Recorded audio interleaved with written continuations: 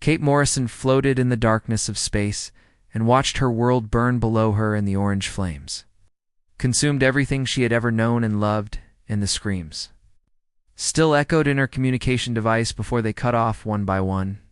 And she knew millions of people were dying down there, and she could do nothing to save them, and the anger burned hotter than the fires consuming. Knew Tara, and she clenched her fists inside her damaged exosuit and promised herself that someone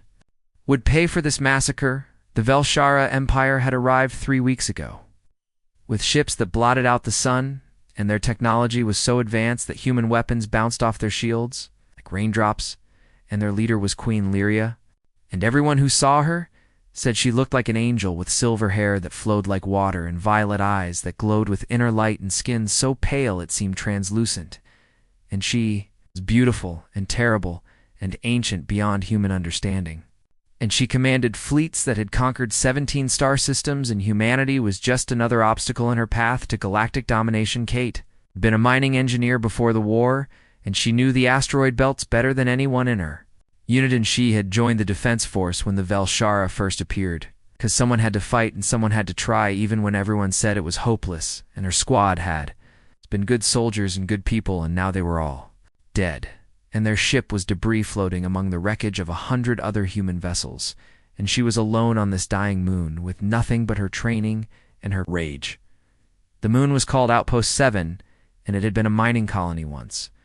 And Kate had worked here for 2 years before the military recruited her. She knew every tunnel, and every chamber, and every hidden passage in the rock beneath her feet, and that knowledge might be the only thing keeping her alive right now.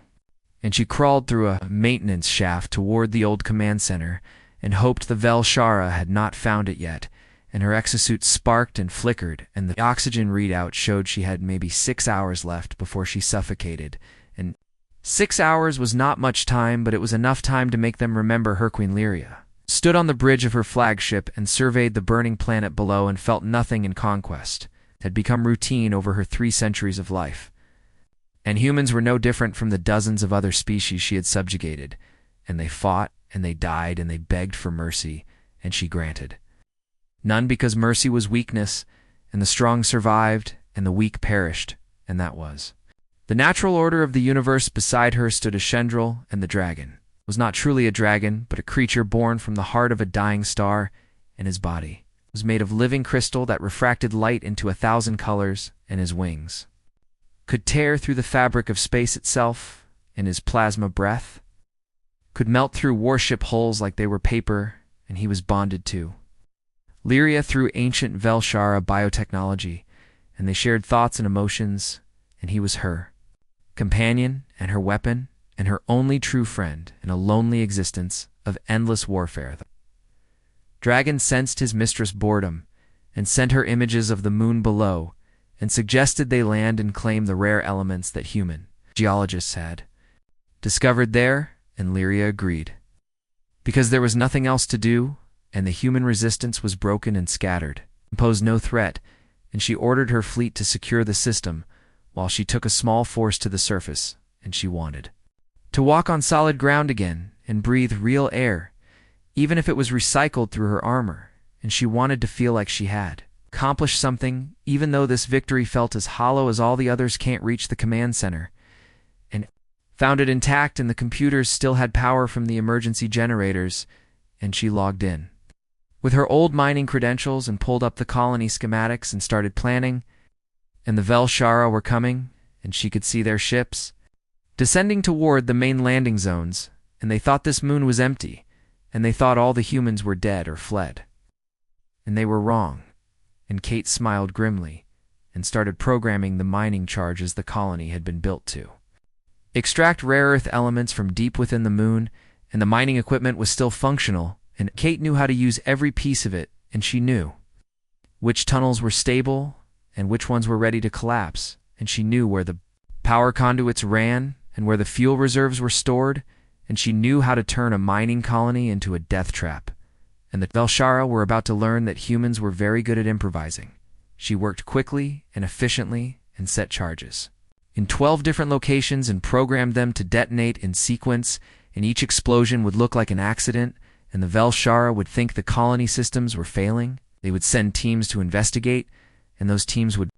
walk into more traps, and Kate would pick them off one by one, and it was not a plan that would win the war, but it was a plan that would make them bleed, and sometimes that was. Enough Queen Lyria walked through the abandoned colony with Ashendril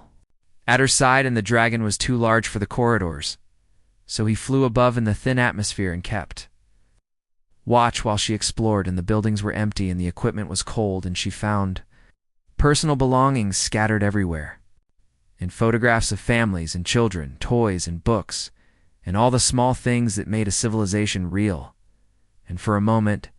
she felt something almost like regret, but she pushed it away because regret was useless and the past could not be changed. Her advance team reported finding the main mining facility, and the rare elements were there just as their scouts had predicted, and the extraction would take 3 days, and then they would move on to the next system and the next conquest. And Lyria sighed and wondered when war had stopped feeling like glory and started feeling like work, and she was ancient and powerful and beautiful and utterly alone, and sometimes she wondered what the point of immortality was when every day felt exactly the same. The first explosion happened at 1400 hours standard time, and it took out the primary power relay and plunged half the colony into darkness. And Lyria sensed her soldiers' confusion through their communication network, and she ordered them to investigate and sent 3 teams to check the power systems, and they reported back that it looked like equipment failure, and the human systems were old and poorly maintained. And then the second explosion happened and killed all 3 teams instantly, and Lyria felt their lives snuff out like candles in the wind, and she realized with a start that someone was still alive on this moon, and someone was fighting back. Kate watched through the security cameras as Velshara soldiers rushed toward her traps, and she felt no satisfaction when they died, only a grim determination to make each death count, and she moved through the tunnels like a ghost and used the maintenance shafts and emergency passages that did not appear on any official maps, and she had 6 hours of oxygen, and she was going to use every second of it. The Velshara were powerful, but they were also arrogant, and they had conquered so many worlds that they expected easy victory. And they did not expect resistance from a dead colony on a worthless moon, and they did not expect one human soldier with nothing to lose and everything to prove. And Kate used that arrogance against them, and she struck and vanished and struck again, and the bodies piled up, and Queen Lyria stopped being bored and started being angry. Ashendril roared his fury, and the crystalline dragon launched himself into the sky and began hunting for the ghost that killed his mistress' soldiers, and he could sense light signs, but they were faint and scattered, and the human moved through areas where his bulk could not follow, and he crashed through buildings in frustration, and his plasma breath melted rock and metal, but the human stayed ahead of him and always out of reach. And for the first time in his long existence, the dragon felt something like respect for prey that refused to simply decay, knew she could not win, and she knew she would probably die here on this moon, but she also knew that every minute she kept the Velshar busy was another minute that human refugees somewhere else might escape and might survive and might live to fight another day, and that was worth dying for. And she had always known she would die in these tunnels eventually, and at least now her death would mean something. She reached her final cache of equipment and found the old plasma cutter she had used for mining. It was not a weapon, but it could cut through solid rock, and that meant it could cut through Velshara armor, and she modified the power settings and jury-rigged a better battery pack and slung it over her shoulder and checked her oxygen readout and saw she had 2 hours left, and 2 hours was enough, and she headed toward the main landing zone, where Queen Lyria flagship had touched down, and if she was going to die, she was going to make it spectacular. Queen Lyria felt the dragon frustration through their bond, and she felt her own anger rising, and she had not felt this challenged in decades. And some part of her that had been sleeping woke up and paid attention, and she wanted to meet this human who defied her, and who killed her soldiers, and who refused to accept defeat. And she sent Ashendril back to her side and told her remaining forces to fall back, and she would hunt this ghost herself, because she was queen of the Velshara Empire, and she bowed to no one and feared nothing. Queen Lyria walked through the ruins with her hand on her weapon and her psychic senses spread out like a net, trying to catch any hint of the human presence, and she had lived for 300 years and conquered dozens of worlds, but she had never felt this particular combination of anticipation and wariness, and something in her ancient blood recognized that she was facing a true challenge for the first time in a very long time. The ghost struck again at 1600 hours, and this time it was personal, and a support beam collapsed, exactly where Lyria had been standing 2 seconds before, and she rolled aside with inhuman grace and felt the displaced air ruffle her silver hair, and she smiled coldly, because now she knew the human was watching her specifically, and that meant the human was close, and that meant this hunt was almost over. Kate watched through a cracked security monitor as the queen moved through her killing zone, and the alien woman was faster than anything Kate had ever seen, and her reflexes were not human, and probably not even possible by human standards. And Kate realized with a sinking feeling that all her traps and all her planning might not be enough against someone who could literally sense danger before it happened, and she needed a new approach, and she needed it fast. As Shendriel circled overhead, and his crystalline body caught the light of 3 moons and scattered it in rainbow patterns across the dead colony, and he was connected to Lyria through their bond, and he sent her images of heat signatures and movement patterns, and together they began to narrow down where the human must be hiding, and the dragon was patient and deadly, and he would find this irritating little creature eventually, and when he did, there would be nothing left but ash. The Velshara soldiers had stopped advancing, and they formed a perimeter around their queen and waited for orders, and they were elite warriors chosen from thousands, and they wore armor that could withstand small arms fire, and their weapons could disintegrate targets at the molecular level, and they should have been more than enough to handle one human soldier, but their comrades' bodies told a different story, and so they waited and watched the shadows and tried not to think about how easily they could decate, move through an air duct that ran along the ceiling of the main processing facility, and her exosuit scraped against metal and made small sounds that seemed impossibly loud in the silence, and she held her breath and froze and waited to see if anyone had heard, and seconds passed like hours, and nothing happened, and she continued forward centimeter by centimeter, and her oxygen readout now showed 90 minutes. Remaining in time was running out in more ways than one. Queen Lyria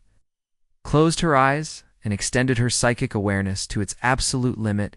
and the effort made her head ache, but she pushed through the pain, and suddenly she felt it. And a small,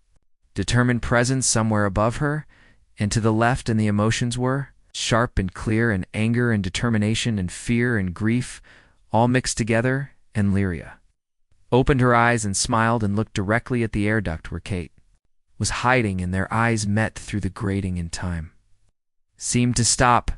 Kate moved without thinking and dropped through the grating and fired her plasma cutter in one smooth motion, and the coherent beam of superheated energy sliced through the air where Lyria had been standing, but the queen was already gone and moving faster than Kate could track, and a psychic blast hit Kate like a physical wall and threw her backward into a support column, and her exosuit cracked and warning lights flashed red, and she tasted blood in her mouth. Lyria studied the human with interest and saw a young woman with dark hair and brown eyes and a face covered in bruises and blood, and the exosuit was military grade but damaged almost beyond function. And the weapon was improvised from mining equipment, and everything about this person screamed desperation, and yet she had killed dozens of Velshara soldiers and survived for hours in conditions that would have broken trained warriors in Lyria. Felt her respect growing despite herself. Kate rolled to her feet and ignored the pain and fired again, and this time she aimed not at Lyria, but at the ceiling supports, and the plasma cutter sliced through metal like butter, and the entire section began to collapse, and Lyria had to retreat, and Kate used those precious seconds to vanish into another maintenance shaft, and the queen heard her footsteps echoing away and laughed with genuine delight, because this human understood tactical thinking, an environmental advantage, and all the things that separated good soldiers from great. One as Hendril sensed his mistress' amusement through their bond, and he was confused because Lyria had not felt joy in combat for many years, and she had grown weary of easy victories and meaningless conquests, but now she was engaged and focused, and almost happy, and the dragon decided that perhaps this human was worth keeping alive, if only to provide his mistress with continued entertainment. The chase continued through the colony, and Kate led them deeper into the unstable sections where the mining had weakened the rock structure and where one wrong move could trigger a cave-in that would kill everyone. And she knew these tunnels by heart, and she knew which sections were safe and which ones were ready to collapse, and she used that knowledge ruthlessly. Queen Lyria followed, and her soldiers tried to keep up, but she moved too fast, and her psychic senses guided her through the darkness. And she could feel the human ahead of her and feel the fear and determination radiating like heat. And she called out in a voice that echoed through the tunnels, told the human to surrender, and promised a quick death. And Kate responded by collapsing. Another tunnel between them, and Lyria laughed again because defiance was so much more interesting then. Submission. Kate oxygen readout showed 60 minutes and her exosuit was failing and the life support systems were shutting down one by one.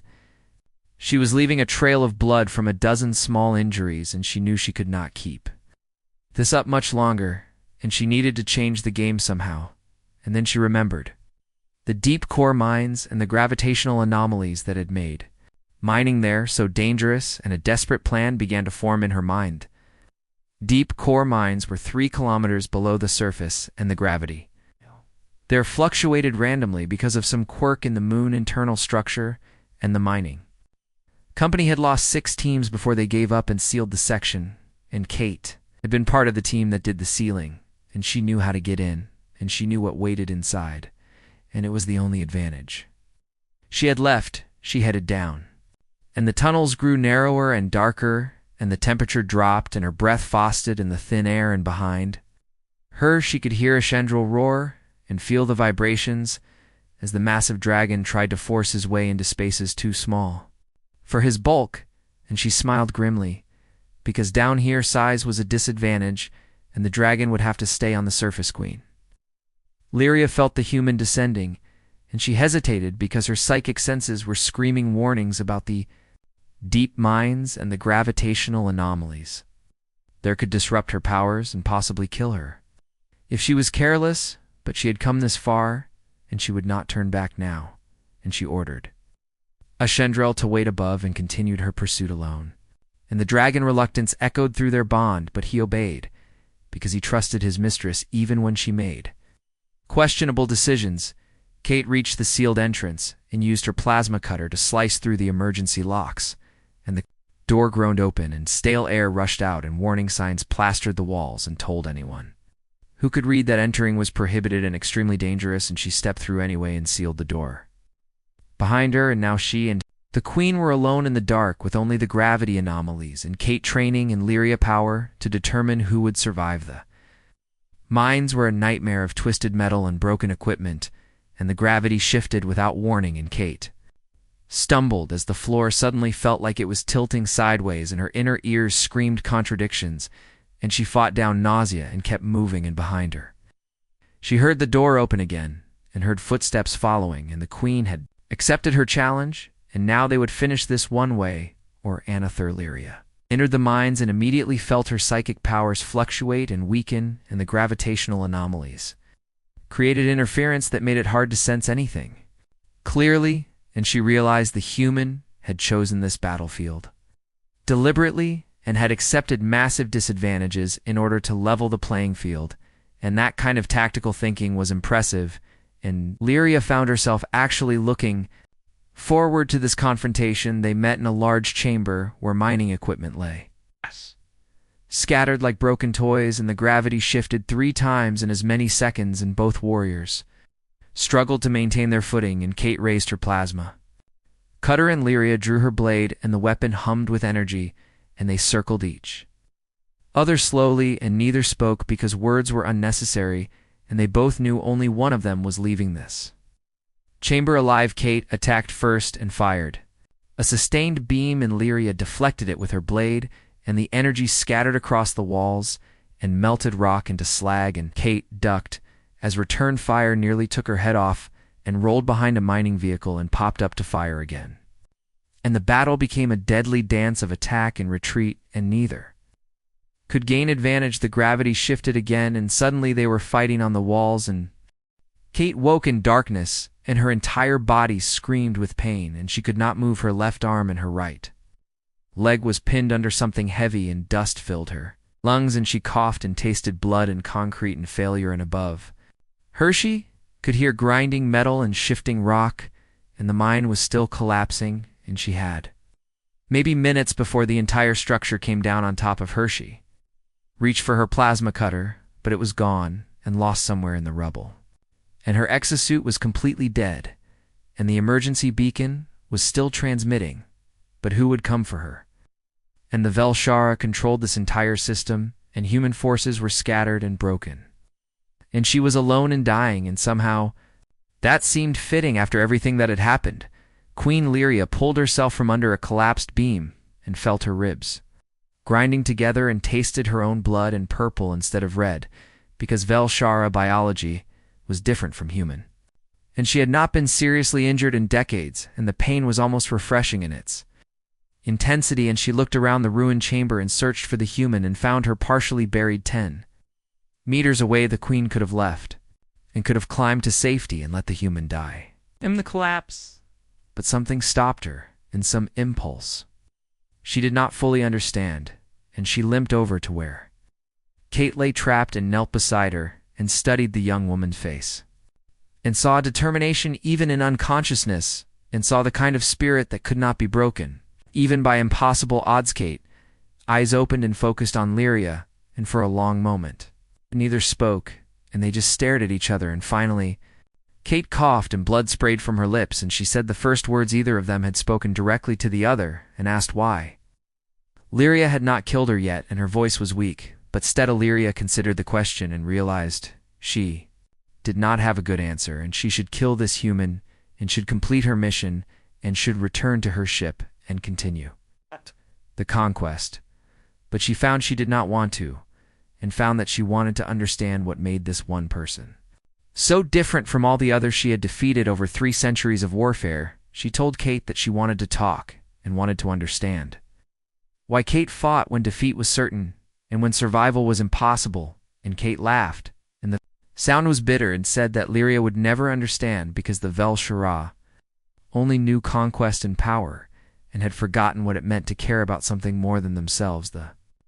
words hit harder than any weapon, and Lyria felt anger flare hot in her chest, and she grabbed Kate's collar and pulled her close and demanded to know what gave this insignificant human the right to judge her and to judge her entire civilization. And Kate met her eyes without flinching and said that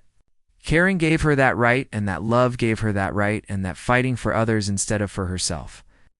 gave her that right. Lyria released her and sat back and was silent for a long time, and around them the mine groaned and shifted, and dust rained from above, and time was running out for both of them. And finally the queen spoke and told Kate about the Velshara history, and about how they had once been peaceful explorers, and how they had encountered other species, and how those species had tried to destroy them, and how survival had required becoming stronger and harder and more ruthless than their enemies. Spoke about centuries of warfare, and about how victory had become routine, and how she had forgotten why she fought, and what she fought for, and how every day felt exactly the same, and how she was tired and so very alone, and had been alone for longer than Kate had been alive. And Kate listened and said nothing, and just let the ancient queen speak. When Lyria finished, Kate was quiet for a moment, and then said that loneliness was not an excuse for genocide, and that pain did not justify causing more pain, and that the Velshara had become exactly what they had once feared. And Lyria wanted to be angry, but found she could not argue with the truth. A Shendril crashed through layers of rock above them, and his roar shook the remaining structure, and his psychic presence flooded the chamber, and he had felt his mistress' emotions through their bond, and had felt her confusion and pain, and now he came to rescue her and to destroy the human who had caused all this trouble. The dragon head smashed through the ceiling, and his crystalline jaws opened, and plasma built in his throat, ready to incinerate everything in the chamber. And Kate closed her eyes and accepted death, and Lyria stood and placed herself between the dragon and the human, and commanded a Shendril to stop the Dragon was confused and sent images of destruction and questions about why his mistress would protect the enemy, and Lyria sent back images of her own and feelings she could not put into words and told him to trust her, and to help them both escape, and a Shendril reluctance echoed through their bond, but he obeyed and used his claws to carefully remove the debris pinning Kate's legs. They emerged from the ruins into the thin atmosphere of the moon's surface, and Kate's exosuit was completely non-functional, and she should have died from exposure, but Lyria wrapped her in an emergency field and carried her to the Velshara base camp, and her soldiers stared in shock as their queen brought a human prisoner into their medical facility and ordered the doctors to save her life. Head doctor was named Vera, and she was tall, even for a Velshara, and her silver hair was bound in complex braids, and she looked at Kate, broken body, and shook her head and said the human was too damaged and too far gone, and it would be a mercy to let her die quickly. And Lyria looked at Vera with eyes that held 3 centuries of command and said to save her anyway, and Vera bowed, and a bowed Kate drifted in and out of consciousness for the next 2 days, and when she was awake the pain was unbearable, and when she slept she dreamed of New Terra burning and heard the screams of millions and woke gasping and crying, and each time she woke Lyria was there, sitting beside her bed and watching her with those ancient violet eyes. On the 3rd day, Kate was strong enough to sit up, and the Velshara medical technology had repaired most of her injuries, though she would carry scars for the rest of her life, and she asked Lyria why she had saved her, and the queen said she did not know, and Kate laughed weakly and said that was the most honest thing anyone had said to her in weeks. They talked then, and really talked for the first time, without weapons or violence between them, and Kate told Lyria about Earth and about human history and about how humanity had almost destroyed itself a dozen times, but had always chosen cooperation over destruction, and had always found a way to work together despite their differences. She told Lyria about art and music and literature and all the things humans created not for conquest or power, but simply because they wanted to make something beautiful and share it with others. And Lyria listened and realized she could not remember the last time her people had created anything except weapons and warships. Kate told her about her family and about her sister Amy, who was a scientist and studied alien biology, and about her mother, who taught history, and her father, who had died in the first Velshara attack. And Lyria saw the grief in Kate's eyes and understood that this human had lost everything and yet still found the strength to fight and to hope and to believe in something better. Lyria told Kate about a Shendril, and about how the dragon had been created from dying stars, and how they were bonded through technology and magic, and how he was the only being in the universe who truly understood her. And Kate asked if that was enough, and if one companion could fill the emptiness of 3 centuries, and Lyria had no answer. The queen told Kate about the Velshara homeworld, and about the plague that was killing it slowly, and about how the rare elements on this moon, and dozens of others, were the only thing that might save her people, and about how conquest had become necessity. And Kate listened and asked why the Velshara had never asked for help, and why they had never tried diplomacy, and Lyria said that showing weakness meant death in a hostile galaxy. Kate was silent for a long time and then said that maybe the galaxy was only hostile because everyone expected it to be, and maybe if someone was brave enough to ask for help instead of taking by force, things might be different. And Lyria wanted to dismiss the idea as naive, but found she could not. Over the following days they continued to talk, and Kate recovered her strength, and Lyria found herself spending more and more time in the medical facility, and her officers were confused and concerned, but did not dare question their queen, and Ashendril watched from above and sent feelings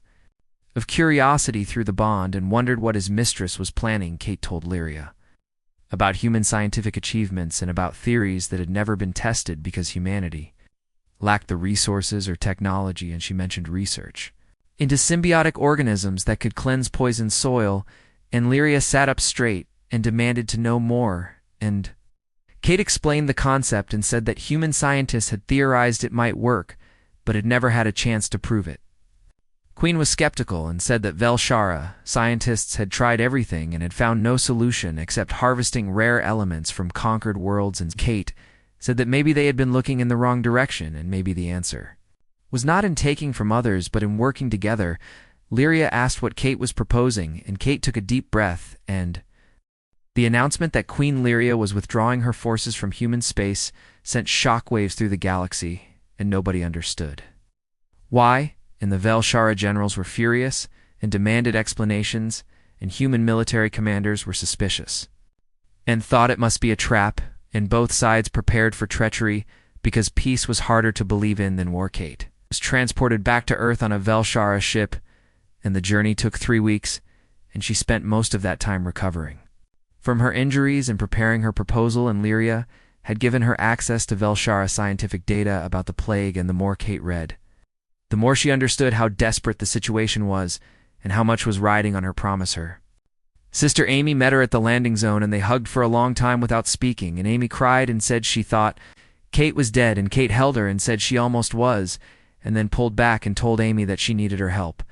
and that what came next would be the most important work of their lives. The human government wanted Kate court-martialed for fraternizing with the enemy, and for making unauthorized agreements, and for risking human security, but public opinion was overwhelmingly in her favor, and millions of people had been saved by the withdrawal, and so the politicians reluctantly agreed to support her mission and allocated resources and personnel, though many did so only because they thought failure would justify resuming.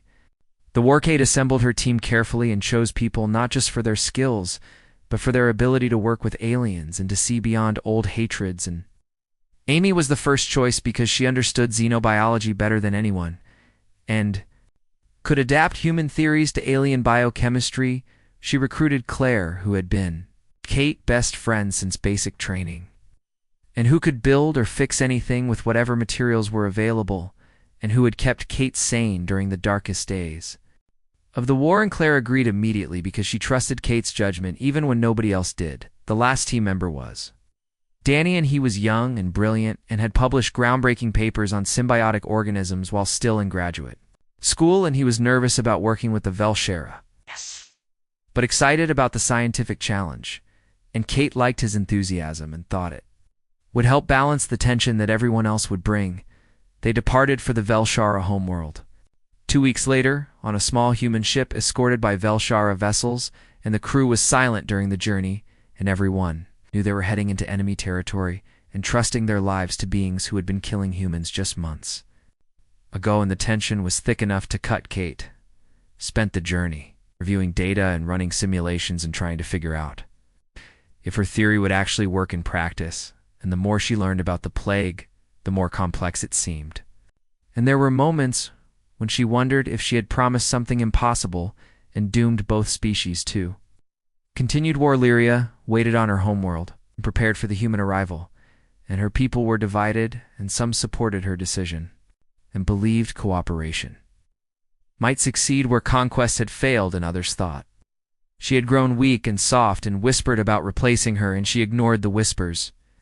because she had made her choice and would see it through regardless of consequences. Jean sensed his mistress's uncertainty through their bond and tried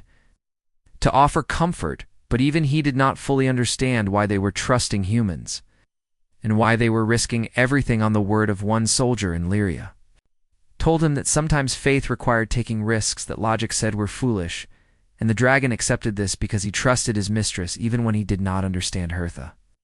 human ship entered orbit around the Velshara homeworld, and Kate stood at the observation window and stared at the planet below, and it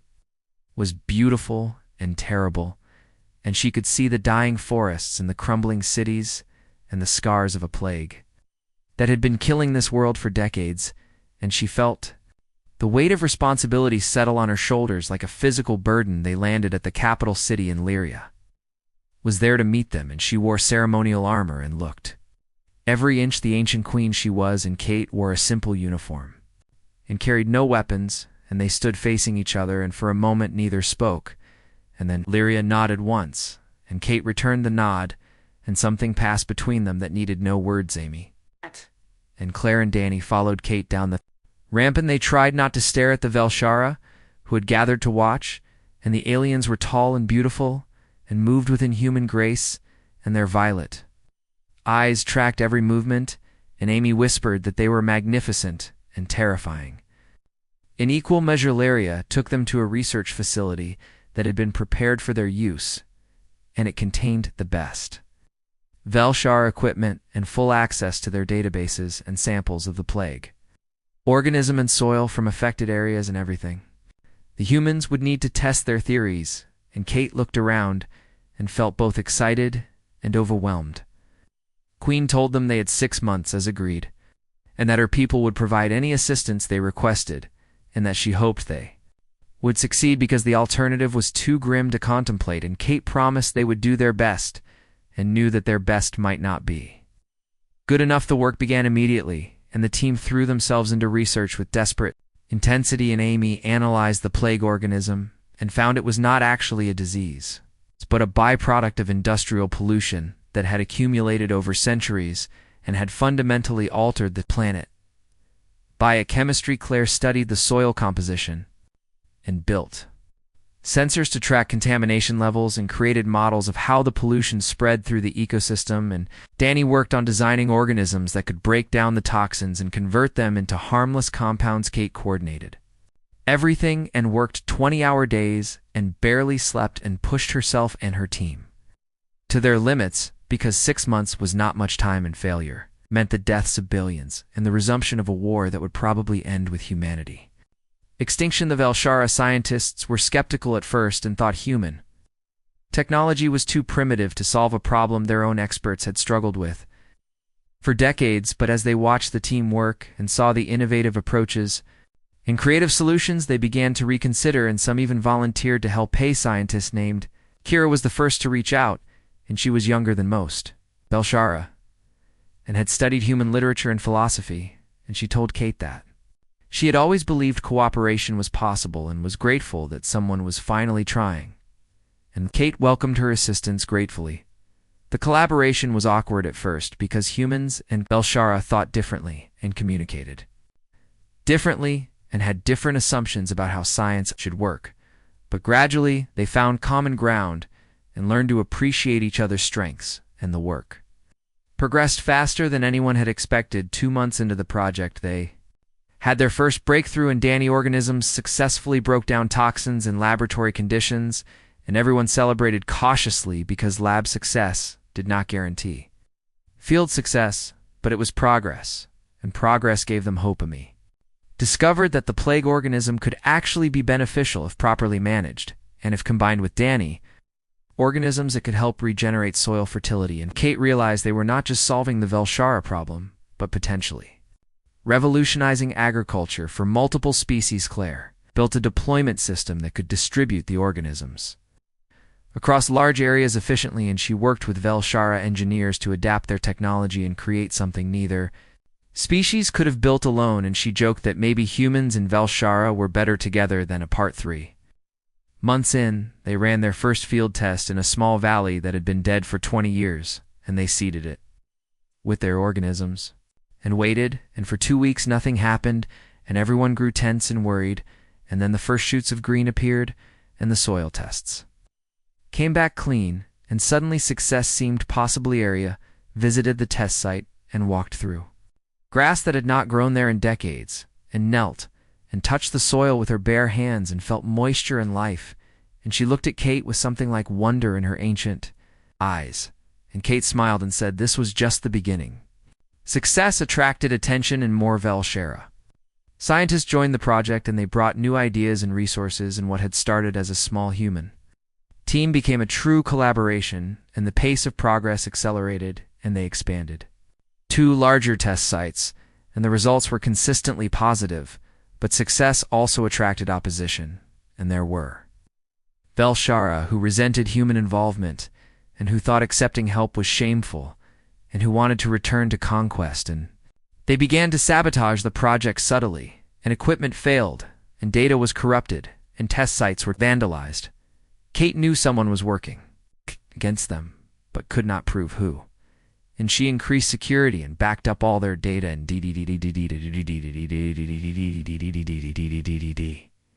and sometimes the way forward is into someone else's arms. Vandalized. Kate knew someone was unclawed, Kate knew someone was working. Yelled up someone dwowed against them but was. Well, get up some d. May some word. I said, well, I was so run-manned. Kept pushing forward because stopping meant failure, and failure meant war, and she refused to let that happen for months into the project.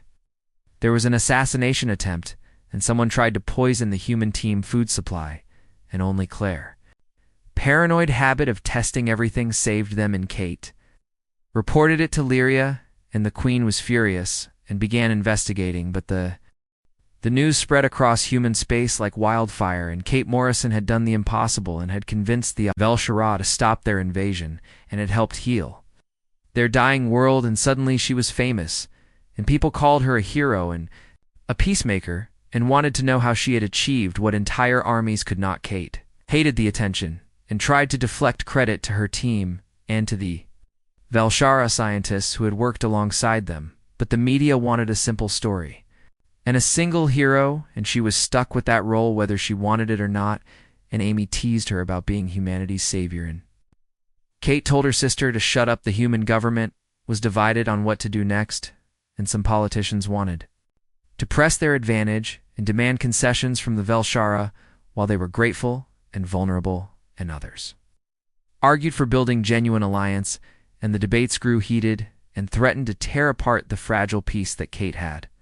worked so hard to create. Kate testified before the Human Council and told them bluntly that trying to exploit Velshara gratitude would destroy everything they had built and would prove that humanity was just as bad as any other species, and the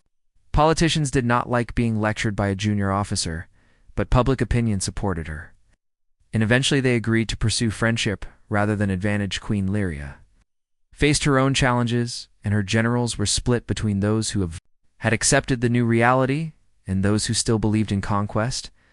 and there were 3 assassination attempts in as many weeks, and Ashendril stayed close to his mistress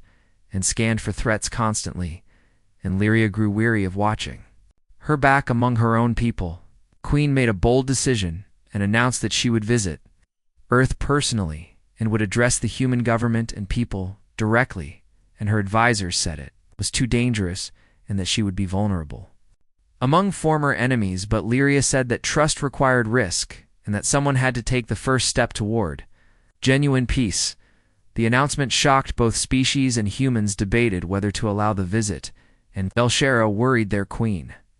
would be assassinated, and both sides prepared for disaster, and Kate volunteered to be Lyria's personal escort during the visit because if anyone tried to hurt the queen, they would have to go through Kate first, and Lyria accepted with a slight smile. Velshar flagship arrived at Earth's orbit 3 weeks later, and it was the first time a Velshar vessel had entered human space peacefully, and millions watched on screens as the ship descended and landed at the Capitol complex, and security was unprecedented, and everyone held their breath waiting to see what would happen. Wadey emerged from her ship with Ashendril beside her, and the dragon crystalline body reflected sunlight in dazzling patterns, and cameras captured the moment and broadcast it worldwide, and the queen wore ceremonial robes instead of armor, and carried no visible weapons, and walked down the ramp with her head high. Kate was waiting at the bottom, and she wore her military uniform and saluted formally, and Lyria returned the salute, and then they shook hands, and the gesture was simple but symbolic, and photographers captured the image that would later appear in history books and museums. Across dozens of worlds, the Queen addressed the Human Council and spoke of her people mistakes and of centuries spent believing that strength required domination,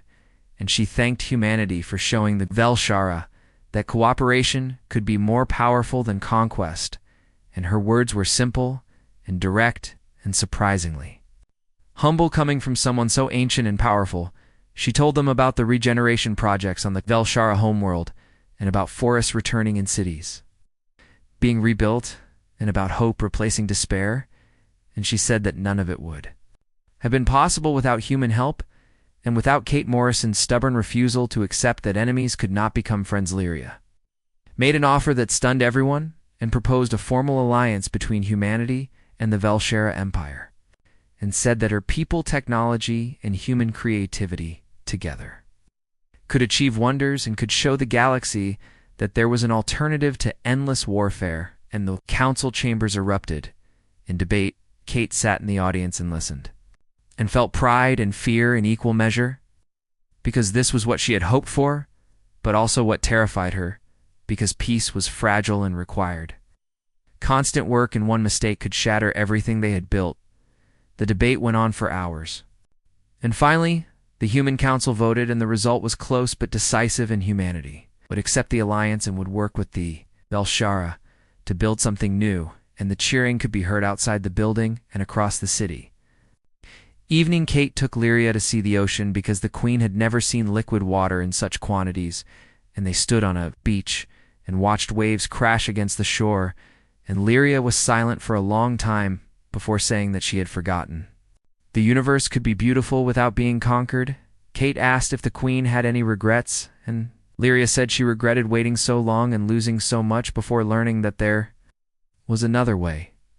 And Kate said that the past could not be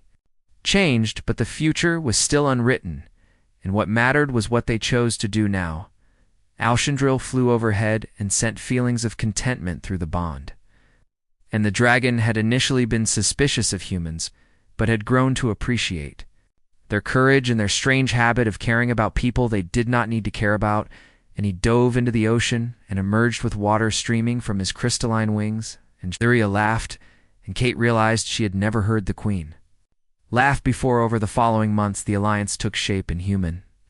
Scientists worked with Velshara engineers and created technologies neither could have developed alone, and trade routes opened, and cultural exchanges began, and slowly the two species learned about each other beyond the battlefield. Dami fell in love with a Velshara biologist named Terra, and their relationship was controversial on both sides. But they did not care, and they worked together on expanding the regeneration techniques to other damaged worlds, and their research saved ecosystems across 3 star systems. Claire opened a consulting firm that specialized in human Velshara technology integration, and she became wealthy and famous, but never forgot her roots, and always made time to mentor young engineers from both species. Dani and Kira published papers together and won awards, and eventually married in a ceremony that combined human and Velshara traditions, and they had a child who was the first of a new generation that would never know the war and would grow up seeing both species as simply people. Kate was promoted and given command of a joint human Velshara exploration fleet, and she led missions to uncharted space and discovered new worlds and new civilizations, and she always remembered the lessons learned in the ruins of Outpost 7, and always chose diplomacy before Force. Illyria remained queen, but transformed her empire into something closer to a federation, and she gave conquered species the option to leave or stay as equals, and many chose to stay, and the Velshara territory became a beacon of cooperation in a galaxy still dominated by conflict. 3 years after the alliance was formed, Kate and Lyria stood together at a ceremony dedicating a memorial on Outpost 7, and the monument honored all who had died in the war and carried names from both species, and reminded everyone of the cost of hatred and the value of PC. Shendril had aged little because dragons lived for millennia, but he had changed in other ways, and he no longer saw humans as prey or enemies, but as friends and allies, and he spent his time teaching young Velshara about patience and understanding rather than conquests. The memorial ceremony was attended by thousands, and leaders from multiple species came to witness what had been achieved and to learn how former enemies had become partners, and the message resonated across the galaxy and inspired other species to seek peace. Kate gave a speech and talked about the day she had met Lyria in these ruins, and about how they had tried to kill each other, and about how a simple conversation had changed everything. And she said that the future belonged to those brave enough to see past hatred and wise enough to choose Illyria. Spoke next and told the crowd that Kate had delivered a stunning surprise, and not through superior weapons or tactics, but through something more powerful, and through the belief that every person, regardless of species, deserved dignity and respect, and deserved a chance to be better than their worst moments. She said that humans had taught the Velshara that strength came not from dominating others, but from lifting them up, and that true power lay in creating rather than destroying, and that the measure of civilization was not in how effectively it conquered, but in how generously it cooperated. The queen turned to Kate and said that she owed her life and her people future too. One stubborn human soldier who had refused to give up even when victory was impossible, and who had seen the possibility of friendship where everyone else saw only enemies, and the crowd erupted in applause. Kate blushed and tried to deflect again. But Lyria would not let her, and insisted that heroes should be honored, and that the galaxy needed to know that one person could make a difference and could change the course of history through courage and compassion. After the ceremony, Kate and Lyria walked through the restored colony and visited the deep mines where they had nearly killed each other, and